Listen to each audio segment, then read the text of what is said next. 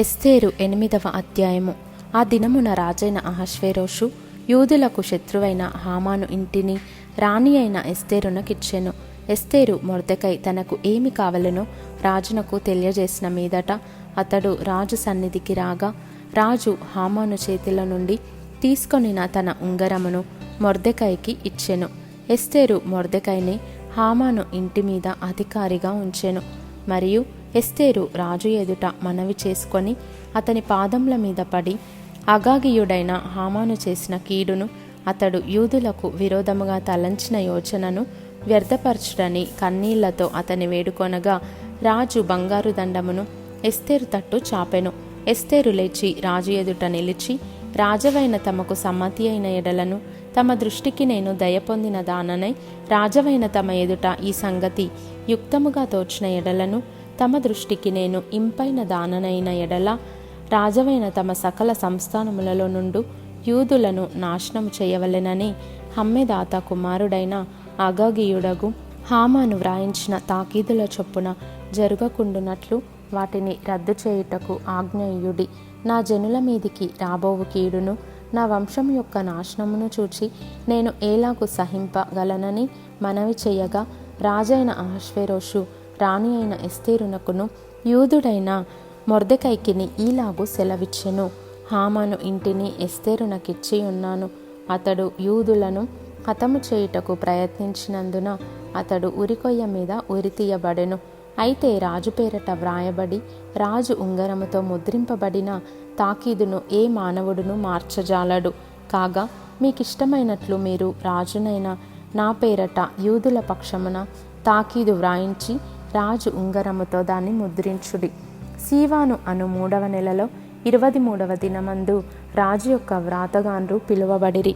Mordecai ఆజ్ఞాపించిన ప్రకారమంతయు యూదులకును హిందూ దేశము మొదలుకొని కూషు దేశము వరకు వ్యాపించియున్న 127 సంస్థానములలోనున్న అధిపతులకును అధికారులకును ఆయా సంస్థానములకును దాని వ్రాతను బట్టియు దాని భాషను బట్టియు తాకీదులు వ్రాయబడెను. రాజైన అహష్వేరోషు పేరట తాకీదులు మొర్దెకై వ్రాయించి రాజు ఉంగరముతో ముద్రించి గుర్రముల మీద అనగా రాజనగరు పనికి పెంచబడిన బీజాశ్వముల మీద అంచెగాండ్రనెక్కించి ఆ తాకీదులను వారి చేత పంపెను. రాజైన అహష్వేరోషు యొక్క సంస్థానములన్నిటిలో ఒక్క దినమందే అనగా అదారు అను 12వ నెల 13వ దినమందే ప్రతి పట్టణమునందుండు యూదులు కూడుకొని తమ ప్రాణములు కాపాడుకొనుటకు ఆయా ప్రదేశములలో నుండి తమకు విరోధులకు జనుల సైనికులనందరినీ శిశువులను స్త్రీలను కూడా సంహరించి హతము చేసి నిర్మూలపరచి వారి వస్తువులను కొల్లపెట్టుటకు రాజు యూదులకు సెలవిచ్చినని దానియందు వ్రాయబడెను. మరియు ఈ తాకీదుకు ప్రతులు వ్రాయించి ఆయా సంస్థానములలోని జనులకందరికీ పంపించవలెననియు యూదులు తమ శత్రువుల మీద పగ తీర్చుకొనుటకు ఒకానొక దినమందు సిద్ధముగా ఉండవలెననియు ఆజ్ఞ ఇయ్యబడెను. రాజనగరు పనికి పెంచబడిన బీజాశ్వముల మీద నెక్కిన అంచెగాండ్రు రాజు మాట వలన ప్రేరేపింపబడి అతి వేగముగా బయలుదేరిరి. ఆ తాకీదు షూషను కోటలో ఇయ్యబడెను.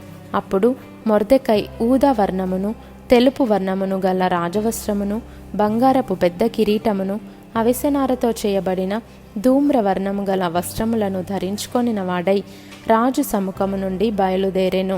అందు నిమిత్తము షూషను పట్టణము ఆనందించి సంతోషమొందెను. మరియు యూదులకు క్షేమమును ఆనందమును సంతుష్టియు ఘనతయు కలిగెను. రాజు చేసిన తీర్మానమును అతని చట్టమును వచ్చిన ప్రతి సంస్థానమందును ప్రతి పట్టణమందును యూదులకు ఆనందమును సంతోషమును కలిగెను. అది శుభదినమని విందు చేసుకొనిరి. మరియు దేశజనులలో యూదుల ఎడల భయము కలిగెను కనుక అనేకులు యూదుల మతము అవలంబించిరి.